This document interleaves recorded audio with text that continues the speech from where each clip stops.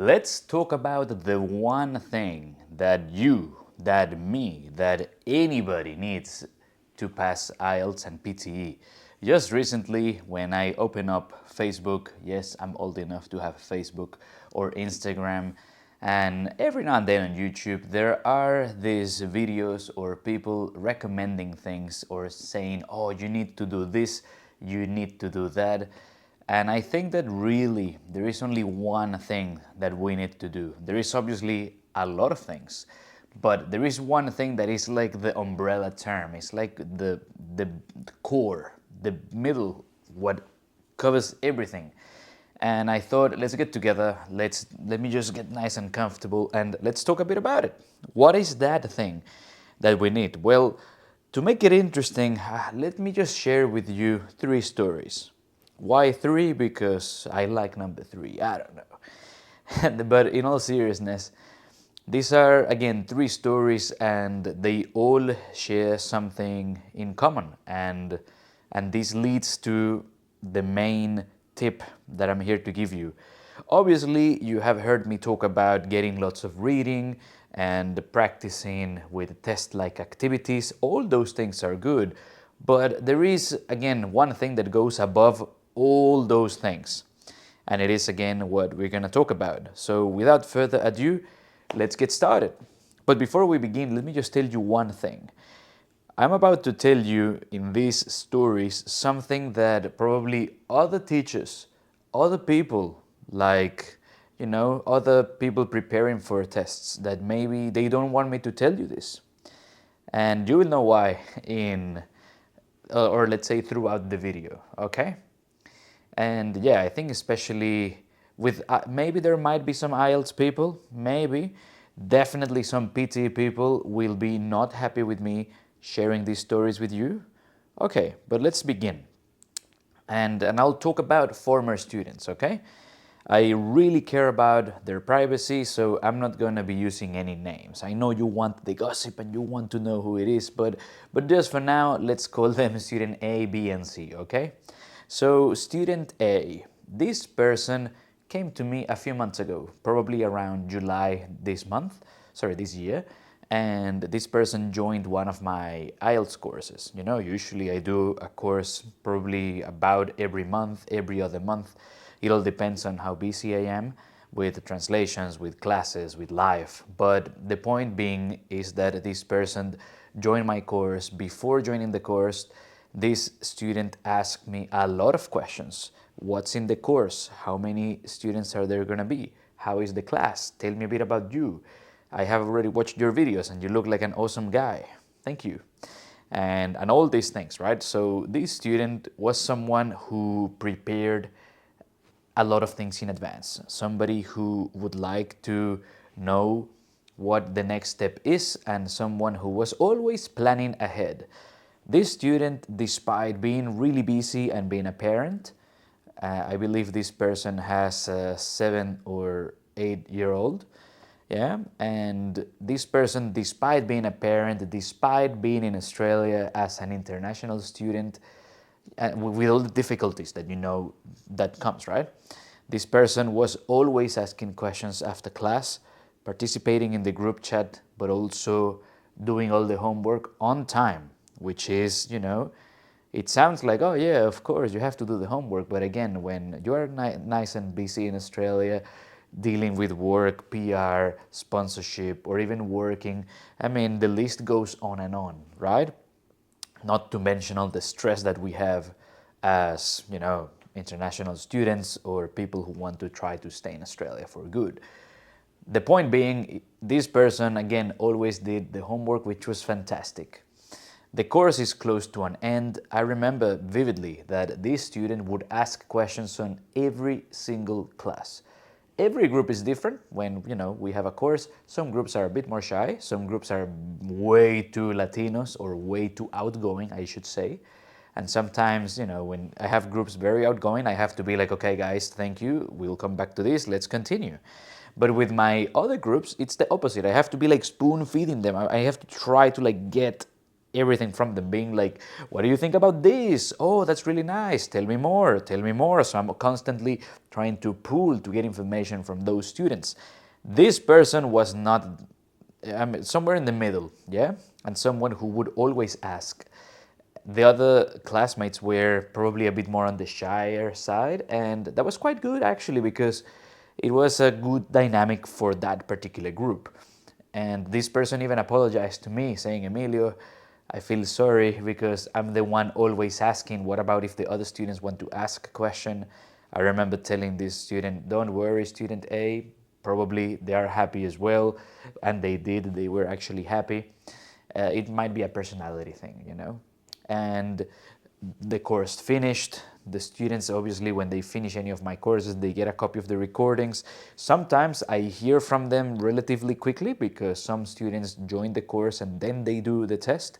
Other times, the students join the course and they're going to take the exam anywhere between, let's say, 2 to 4 months afterwards. This person, I didn't hear from this person probably for like 2 months, 3 months. No, yeah, because now September, about 3 months, yeah? And then 2.5, let's say. And then this person messaged me, hey, Emilio, I have to tell you something. Oh my God. This is where I'm always like, wondering, is it going to be good news? Is it going to be bad news? I tell my students in class, I'm here to help you. We can celebrate together or we can cry together. I don't want to cry together, but if the worst thing happens, if you don't pass your test, I'm here to help you. This person told me, look at this. And then, oh my God, what is the look at this? Obviously, I'm waiting for the test result. And then IELTS Academic, first attempt, overall score of 7. Amazing. Emilio, I want to start a master's degree in 2026. This is like the first chat before the course. And then I see this score, boom, so happy. So cool seeing that. As somebody who studied in Australia, I know the excitement of passing the test to get into university, into whatever course, whatever it is that you want to study. It is unreal. And again, I am so thrilled to be telling you this story. That was student A. Then student A, by the way, I always tell my students, and not only my students, but I say it here because this is the sponsor. I'm like the teacher, the social media guy, the influencer, the podcaster, the YouTuber, the email guy, whatever you want to call me. I'm tech support when there is something wrong in class. And I tell them, hey, if you know of anyone who wants a document translated, I'm a native translator. So if you need a document from English into Spanish or from Spanish into English, for whatever reason, let me know. I'll take care of you. Yeah, I say that to my students. I say that to you right now. Get in touch or feel free to tell somebody about me if you know someone who needs a translator. Anyways, this student then contacted me and student A needed some documents translated. We did all that, and I took my time to congratulate this person and be like, hey, student A, remember when we were in class, when you were asking these questions, and now that you passed the test? So happy for you. Now, next one, and this is the IELTS case. Sometimes I talk about PTE, and I don't want to give the impression that I have something against Pearson. I have something against the templates, but we're going to get into the next story with PTE. Don't worry, it's not a template. Then let's talk about student B. Student B studied with me about a year ago, and I mention this one because it is a really interesting story.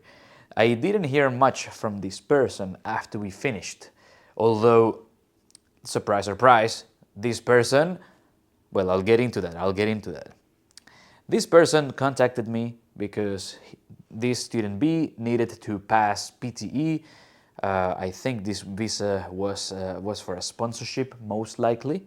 I get really confused because, it's hard to keep track. Most likely a sponsorship visa, So this person told me, Emilio, I feel really comfortable with my English, but I haven't taken a test before. Everyone says PTE is easier. I have watched a lot of videos. I am someone who I like to do my homework. I check and everything. So I'm going to do PTE. And I said, okay, cool. So tell me a bit about how you learned English. This person tells me. I proceed to tell him, to student B, hey, look, there are these two options. I think you could do PTE or IELTS? Have you thought of IELTS? But it sounds like you're really into PTE. So maybe let's just go with PTE. This person agreed with me. Emilio, let's do PTE. I said, no worries, let's go ahead and do it. We practice. Around this time, or when I was preparing this person, I was not doing a PTE course. Life was crazy busy. There is always something happening, you know? Anyways, I couldn't precisely come up here to the podcast, to the camera, to tell you what happened. But I remember I was probably either studying Japanese or for my translation exam, or I was doing something. And I was not running a course. Or maybe I was running a course, and then this person couldn't join. Anyways, it was one of those two things, okay? The point being is we couldn't meet in class in a course. It was only meeting in a one-on-one class, because I also do one-on-one classes, or not meeting at all. So we started having a few classes, and I remember telling this person, similar to, remember at the beginning of the video when I told you there is one thing that you have to do, that anyone has to do? So that's the umbrella term. Below that umbrella term, which I'll tell you now, there are a few other things that we need to do. So I started telling this person, look, you need probably a bit more English study in terms of academic English, because a lot of what you have been doing is with work. And I said, look, the very first thing you have to do, you need to start reading a book. And I told him, you need to start reading this and this. I sent this student B a few reading materials. Student B asked me, Emilio, no offense, but why are you sending me this? The test doesn't have these materials. Or like, we don't have this in the test. And I said, I know, but you don't want to only do test-like activities. You also want to do other types of practice. And I know it sounds a bit crazy, but trust me on this. Trust me, you know. I'm the crazy language learner teacher, so trust me. And this person, again, this student B, this person is very disciplined. And I remember when student B told me, Emilio, I will do whatever you do. I'm like a robot. And I said, fantastic, because I'm a bit like that too. It really reminded me, now that I'm telling you this, this reminds me when I was doing my Ironman training, because there was no, I remember my coach at the time, shout out to Nestorin for, you know, all the support throughout the years. I remember he would ask me, hey, how do you feel and that, and a part of me was like, no feelings, just tell me what I have to do and I will do it. Obviously, every now and then, I had times where I would ask him like, hey, do I really need to go for a run? It's 9 p.m., it's getting dark. And then he's like, you have to do it, Emilio. And then I would do it, yeah? So I would see and hear myself, or a part of me, when this person tells me that. So we start working together for a few weeks, you know, probably, it's hard to tell you 100%, but I'm going to say we had roughly like 6 to 8 classes. We worked on all the different skills of the test. We were getting close to the test date, and I tell this person, do a mock test. I'm sure you're gonna, you know, crush it. And, you know, this person does a mock test, gets a very low score for speaking. And this is someone that I could almost like bet money. I'm all about not betting, you know. I always have this joke in class. I say, don't bet, don't go to Crank Casino, or like, don't bet basically. But if you bet and you win, don't forget your teacher, yeah? But in this one, I was so sure that this person was going to do well that I said no. I would put money. I would bet that this student will pass PTE. So on our last class, this person comes super stressed. Emilio, man, I don't know what happened. I got like 30, 35. And this is someone I was thinking, this person will get minimum 60 to 65.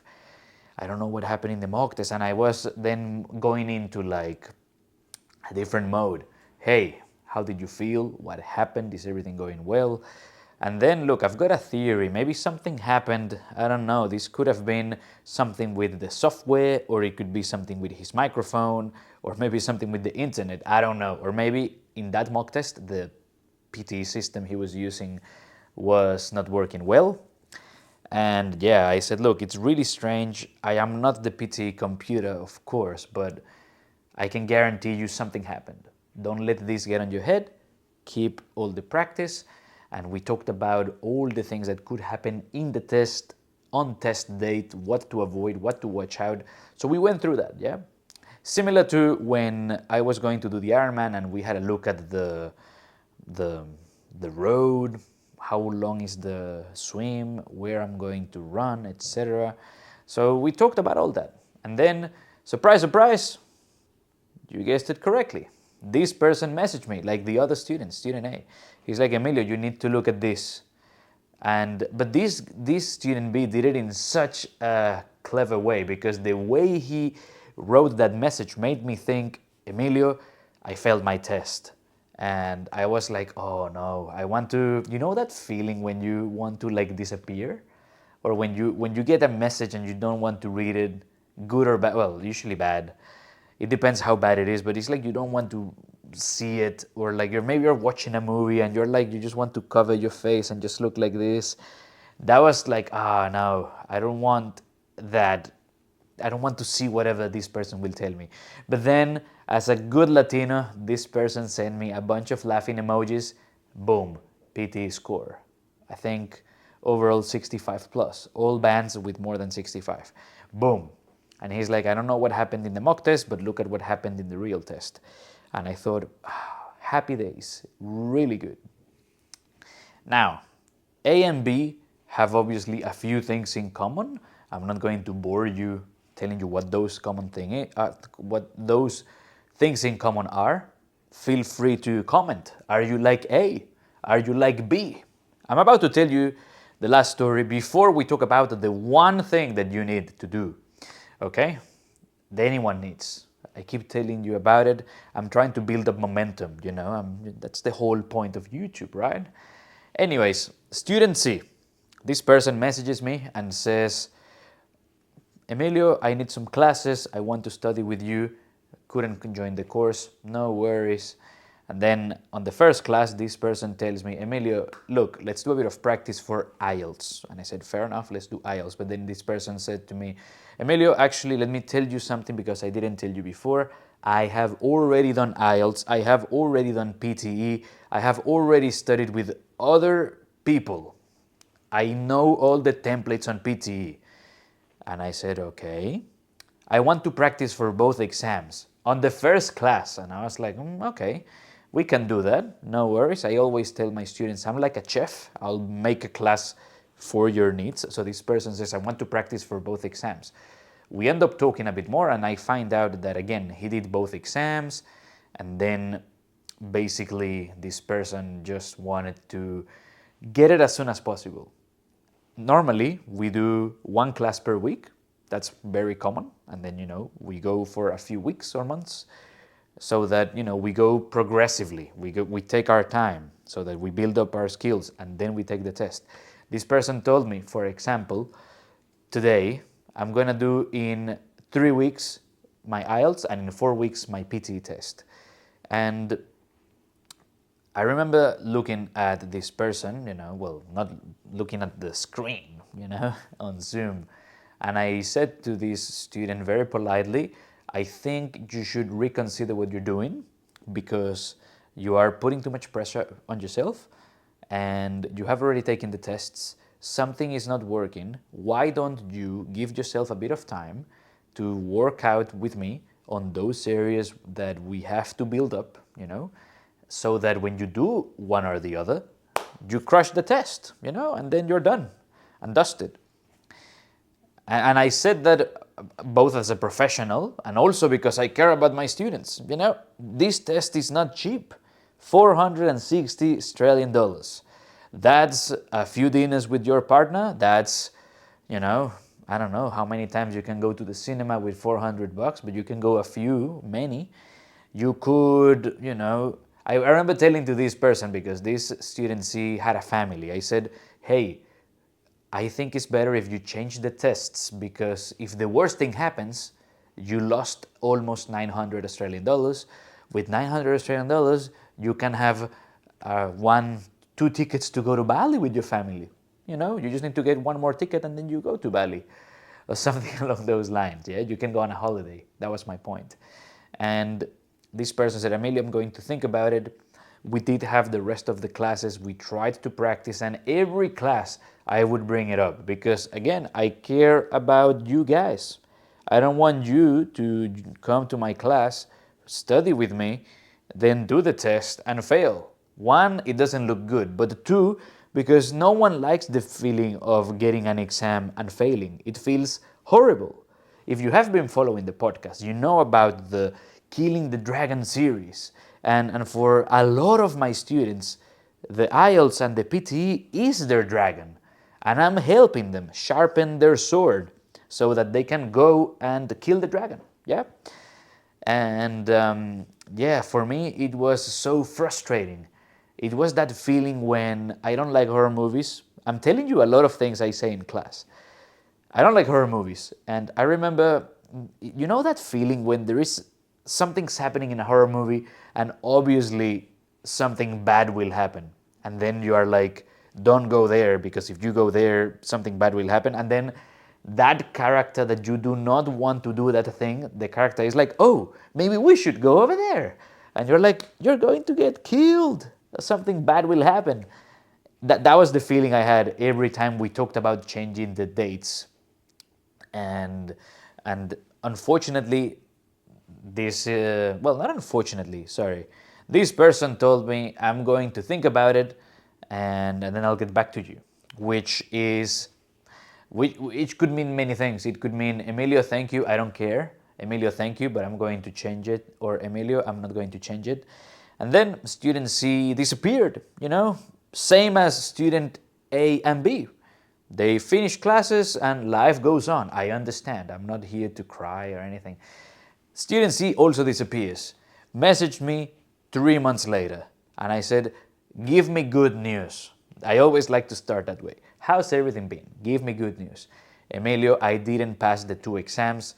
I've done it, since last time we met, I did each exam once from that time.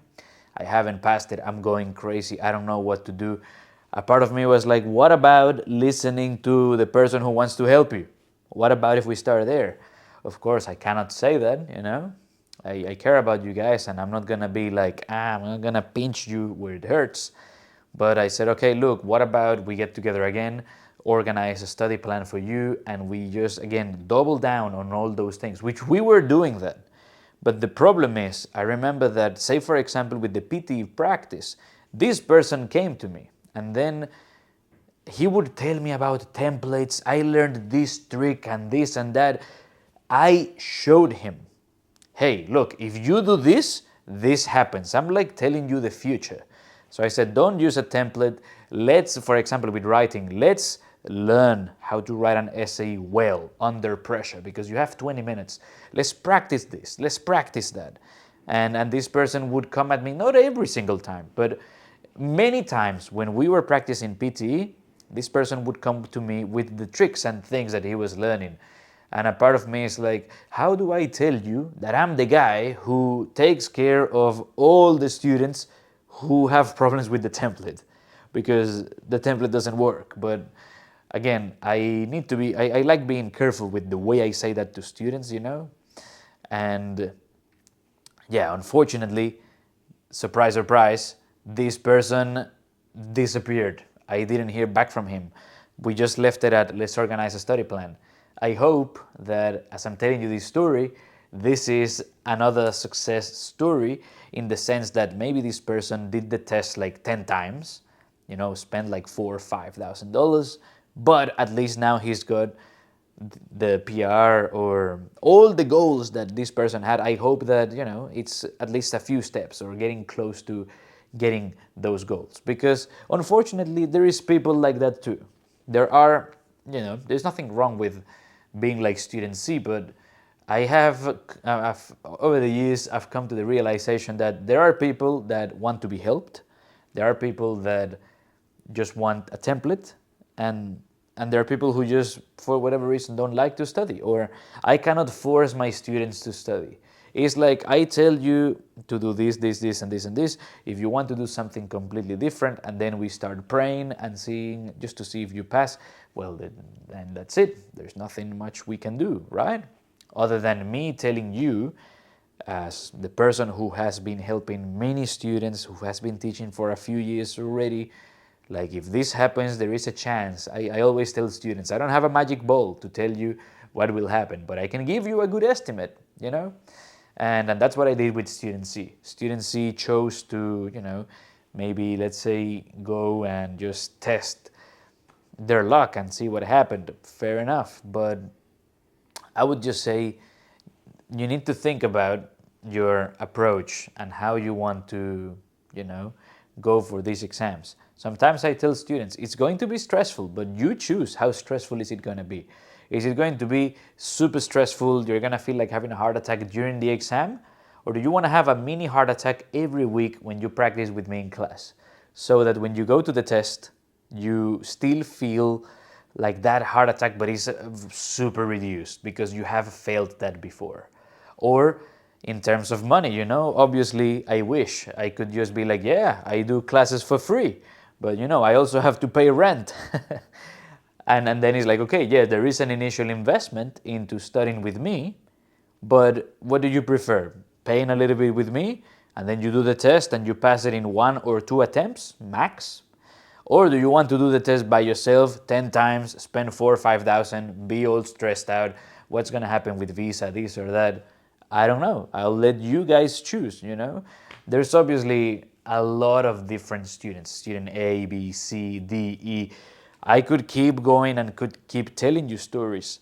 But the key thing here, and this is like the danger that I'm seeing recently, 2025, with the updates on PTE, with all these changes in Australia, is that people are, we always want that quick fix. And sometimes with something as serious as an English exam, so that we can stay in Australia, whether it is to study, whether it is to extend a visa, whether it is to accept a sponsorship, or whatever goal may be. Maybe you want to be in Australia while you get everything ready to go to Canada, because I also have a lot of students who have done that. They enjoy their Australia, their experience life in Australia, get everything ready to maybe go to Canada or go somewhere else, or maybe they go back to their country. And they go back to their country anywhere, from Mexico, Spain, or all the way down to Argentina, and they go back with all their education from Australia or from their home country. They come from the experience of living in Australia, and they come back with an IELTS of 6 or more, or a PTE of 6 or more. But a lot of the students who come back to the country, they come back with IELTS because you probably already know, IELTS is more recognized internationally. It sounds better if you say, I have an IELTS academic of 7 versus I have a PTE academic of 65. But that's a whole nother video. I'm not getting into that. But the part I want to get, and which is the umbrella term, this is the aha moment that you have been waiting. There is one thing that you have to do for these exams or for any test, and it is you have to prepare well. Simple as that. It doesn't matter what it is. You need to obviously have good English skills. You need to practice. You need to get comfortable. You need to have good time management. And I could keep going. But the core of all of that is you have to prepare well. If I hadn't prepared well, I wouldn't have passed these exams. I did it on my own. It was a very different time. Now I'm using all the things that I learned by myself to help my students, I have been, blessed in the sense that I can do something that I love and that I can help people.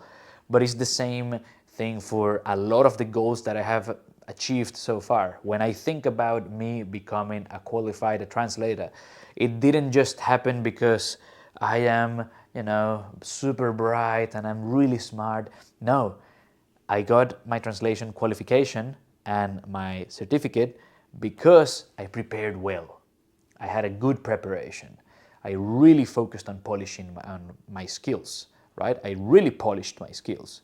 I didn't just say, oh, I speak Spanish, I speak English, let's go, I guess it's the same thing with anything. It's not like, oh, I like cooking, let me just go and do a test to become a chef. It doesn't really work that way, but you know what I'm trying to say. Or, oh, I love math, now I'm going to be an engineer, let me do 2 exams. It's not like that, things take time, and we need to, with whatever we choose to do, we need to prepare well. I remember so vividly all my triathlon races, my running races, all the times doing lots of practice with cycling, or like doing, for example, this race, Three Peaks. It was so tough. Almost 12 hours. I almost missed that race. But something that all of those things have in common is that I prepared well. I had a good coach. I had a good team. I had support. I had the discipline. All those things in line, so that when I went, into all of these races, luckily everything went well. Did I finish it in record time? Did I finish it and now I am in the Hall of Fame for Ironman? No. I remember telling my coach every time I talk about me finishing an Ironman, I always say, yeah, but I was really slow. And he would always be like, Emilio, no one cares. Everyone cares that you finished an Ironman. It is crazy. Well done. Kudos to you. Big hug to you, brother. And to me, it was really hard to perceive it back then, because I was surrounded by a lot of athletes that were extremely good. Some of them elites, some of them getting close to having sponsorships, being professionals, etc. And my point is, with all those things that I did, separate from what I do to earn a living, is that I did that preparation well. And the list goes on and on.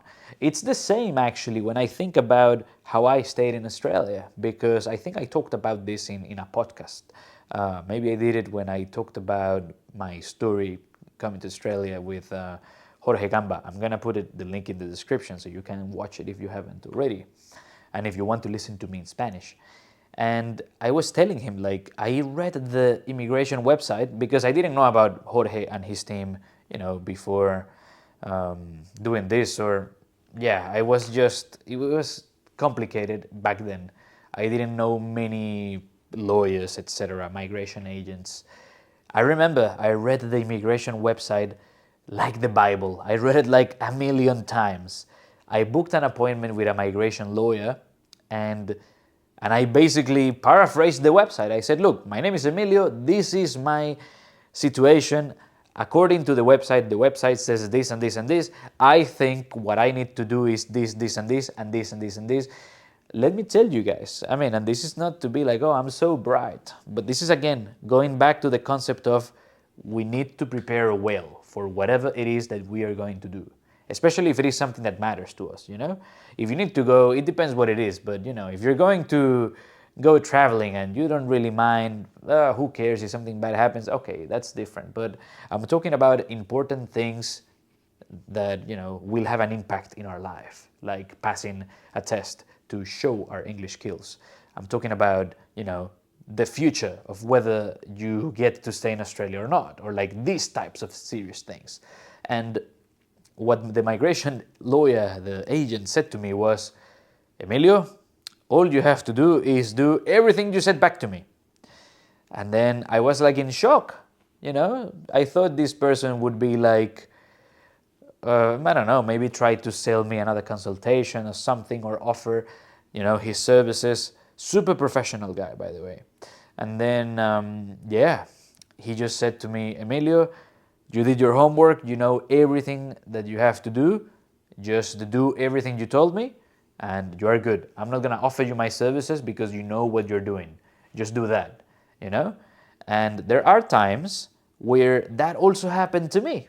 I have people getting back to me, reaching out on Instagram, maybe even at an event. Recently we had Cachivachi's Latin Market, and I had people come up to me, have a bit of a chat, and to some of them I didn't offer my classes because I thought, maybe you don't need my class, or maybe, obviously if you get it, it's good practice, don't get me wrong.